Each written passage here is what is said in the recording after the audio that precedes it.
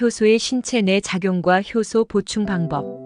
안녕하세요. 아름다운 사람 TV에 오신 여러분 진심으로 환영합니다. 오늘은 많은 분들이 궁금해하시는 효소의 역할과 이를 효과적으로 보충하는 방법에 대해 깊이 있게 다뤄보겠습니다. 최근 건강에 대한 관심이 높아지면서 효소의 중요성이 주목받고 있는데요. 효소는 우리 몸에서 신진대사, 소화, 면역력 강화 등 다양한 생리적 기능을 돕는 필수적인 역할을 합니다. 그러나 현대인의 불규칙한 식습관과 바쁜 생활로 인해 체내 효소 수치가 낮아져 다양한 건강 문제를 유발할 수 있습니다.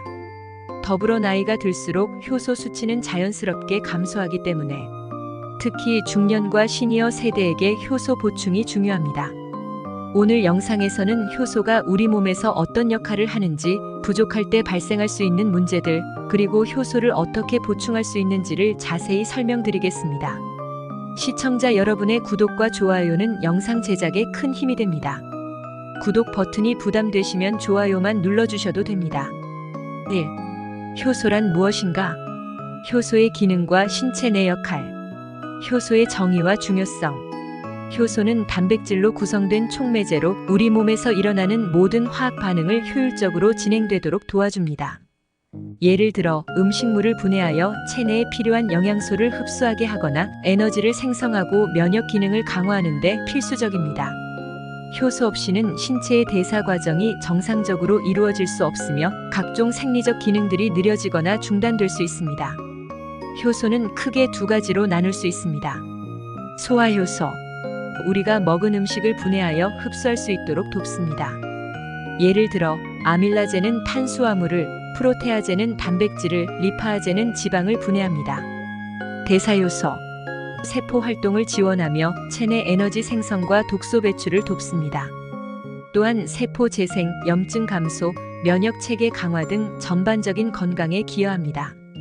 효소는 우리 몸의 모든 세포에서 활동하며 신진대사를 촉진하고 면역 체계를 유지하는 데 중요한 역할을 합니다. 따라서 효소가 부족하면 전반적인 건강 상태에 부정적인 영향을 미치게 됩니다. 2. 효소 부족이 초래하는 건강 문제. 효소 부족의 원인과 영향. 효소는 나이가 들면서 자연스럽게 감소하는 경향이 있습니다.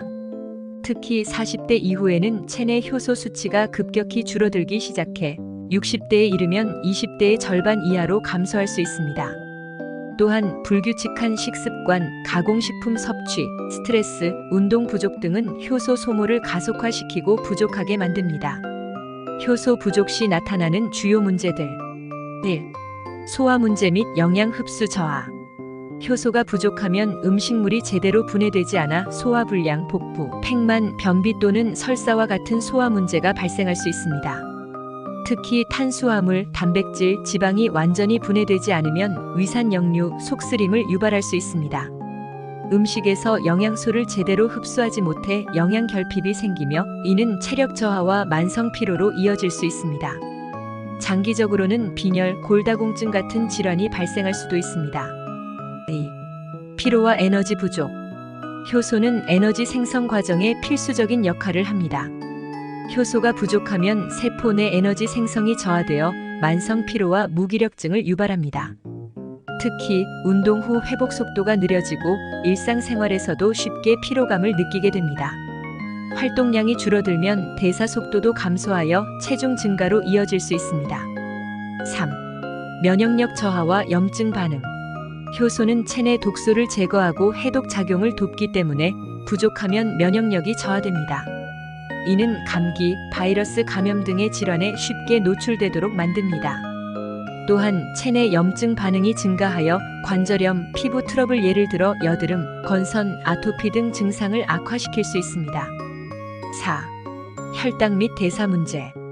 효소 부족은 혈당 조절 문제를 일으킬 수 있습니다.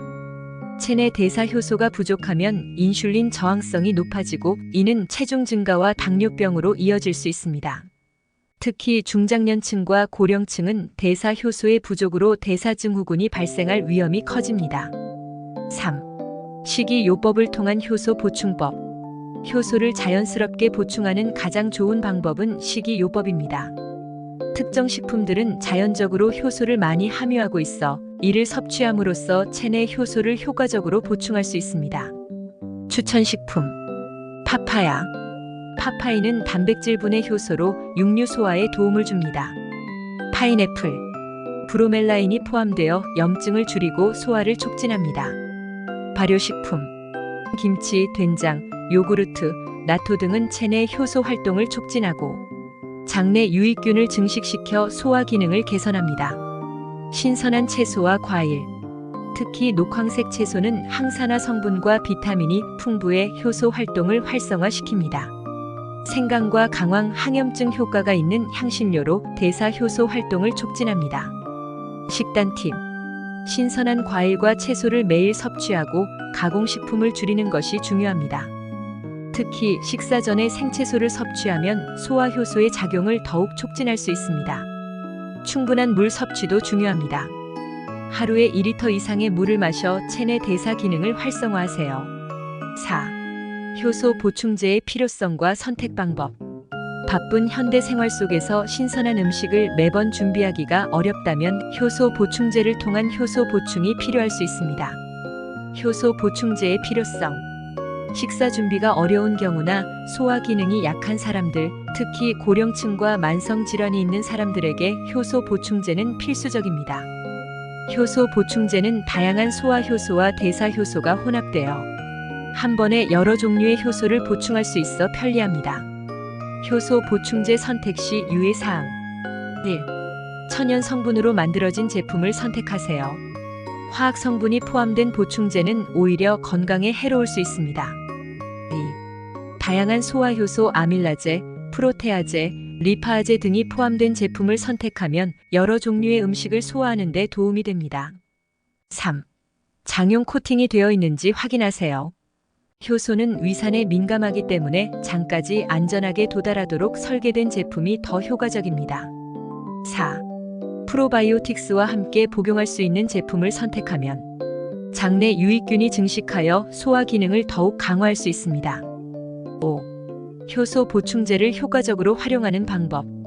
효소 보충제를 섭취할 때는 식사 직전에 복용하는 것이 가장 효과적입니다. 음식물이 들어왔을 때 효소가 활발하게 작용하기 때문입니다. 프로바이오틱스와 함께 섭취하면 장내 환경이 개선되고 소화력과 면역력을 강화할 수 있습니다. 효소 보충제는 단순한 영양 보충제가 아니라 신체 대사와 건강을 근본적으로 개선하는 도구로 사용되어야 합니다. 꾸준한 섭취를 통해 장기적으로 건강에 긍정적인 변화를 줄 수 있습니다. 6. 일상생활에서 효소 활성화를 위한 팁. 신선한 과일과 채소를 매일 섭취하세요. 가공식품과 설탕 섭취를 줄여 효소 소모를 줄이세요. 충분한 물 섭취로 체내 수분 균형을 유지하세요. 규칙적인 운동으로 혈액순환을 개선하고 대사 효소를 자극하세요. 식사는 천천히 씹어서 소화 효소의 활동을 도와 소화 부담을 줄입니다. 여기까지 효소의 역할과 효소를 보충하는 다양한 방법에 대해 알아봤습니다. 오늘 설명드린 내용처럼 효소는 우리의 건강을 지키고 몸의 기능을 원활하게 유지하는 데 필수적인 요소입니다. 특히 현대인의 바쁜 생활 속에서 효소가 부족해지기 쉽기 때문에 식단 관리와 보충제를 통한 효소 섭취를 꾸준히 실천하는 것이 중요합니다. 만약 이 영상이 여러분의 건강 관리에 조금이라도 도움이 되었다면 구독과 좋아요, 알림 설정으로 많은 응원 부탁드립니다. 앞으로도 건강한 삶을 위한 유용한 정보들로 여러분을 찾아뵐 예정이니 많은 기대 부탁드려요. 오늘도 함께 해주셔서 감사합니다. 여러분의 건강한 하루를 진심으로 응원합니다. 다음 영상에서 또 만나요.